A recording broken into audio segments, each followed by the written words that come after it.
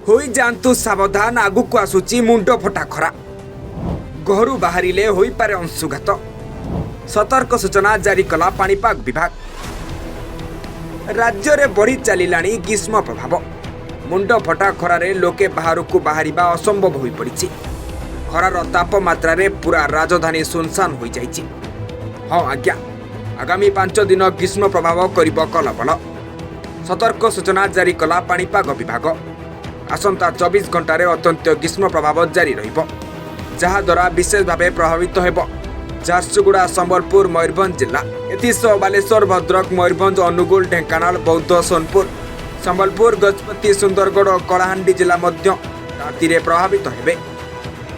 अन्यपटे उष्म आर्द्र स्थिति पई खोर्धा पुरी जाजपुर समेत बलांगीर बौद्ध सुंदरगढ़ और मालकानगिरी जिला प्रभावित हेब।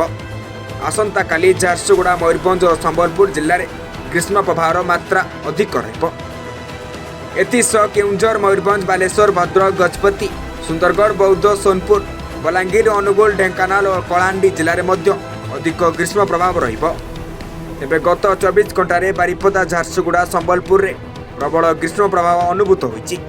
आज 40 डिग्री उपरे रहितला भद्रक झारसुगुड़ा संबलपुर हीराकुद बारिपदा बलांगीर टिटलागढ़ और बौद्धर तापमात्रा। तेबे आगुक आहुरी 5 दिन तापमात्रा बढ़ी पारे बोली अनुमान करा जाइछि जहाकु नै चिंतार अछंती समस्ते। Report Odia today digital.